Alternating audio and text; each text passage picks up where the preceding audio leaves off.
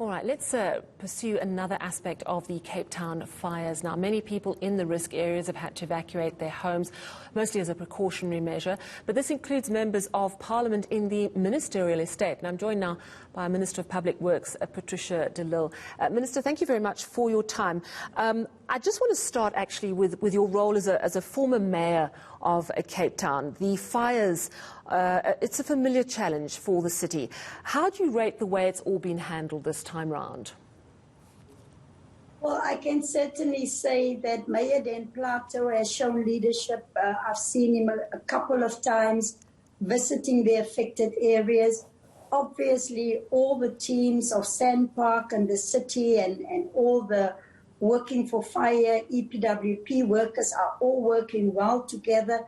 And I think we must be grateful and thankful for all the hours that they've put in and are still putting in to keep the fire under control. So I think Mayor Dan Plato has put his best foot forward to help Cape Townians.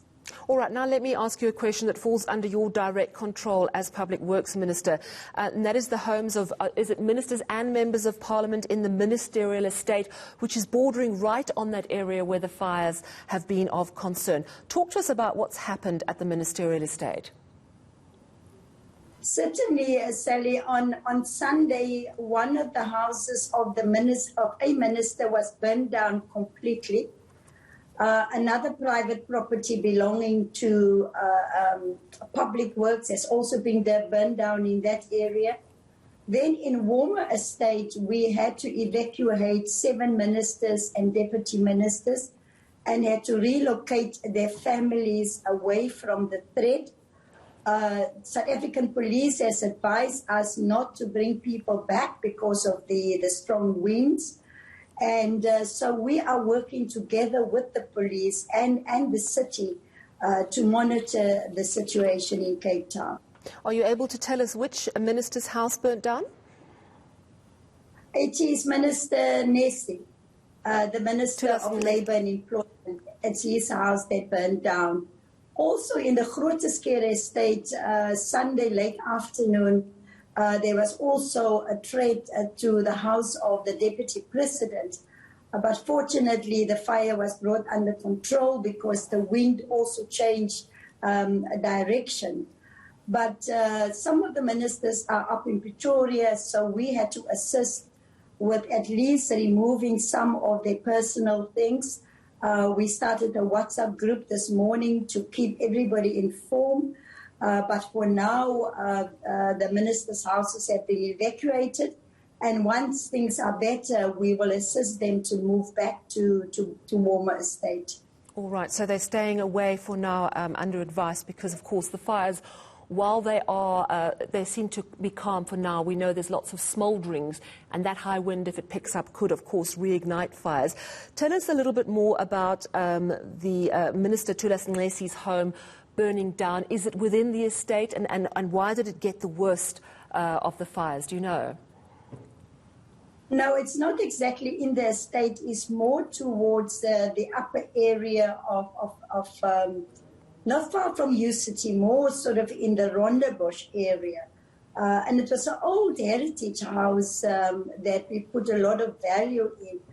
And so, unfortunately, everything has been destroyed, including the minister's belonging, his clothing, his personal possession.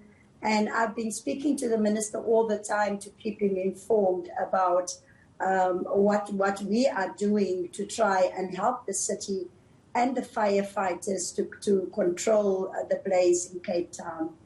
You know, every year there are fires, and sometimes they're worse than other years. Do you think enough has been done by the City of Cape Town, perhaps by residents, to make sure that there is as little risk as possible of fires igniting? I saw an interview that David Klatzo did, I think, with Cape Talk, where he said, you know, it's little things like leaves in the gutter that are left. That can send a spark, and that can ignite a fire in a new area. Is the city fire safe enough, do you think? Sally, you know, with fires and natural disasters, you can maybe manage the disaster, But, you know, the extent of the disaster, like we see the fires now, and it has been aggravated by 35, 36 degrees Celsius on Sunday. And then, of course, I heard the city saying that they have arrested one person for arson. So it's difficult, but there is a plan, a national plan in place with the working on fire, whereby these EPWP workers are always on standby and they're able to come in from all over the country. And you've seen the same happening in Cape Town. But it's very, very difficult to have 100% plan for natural or for fires like this. The fire season should have been over by now because we normally have a fire season in summer.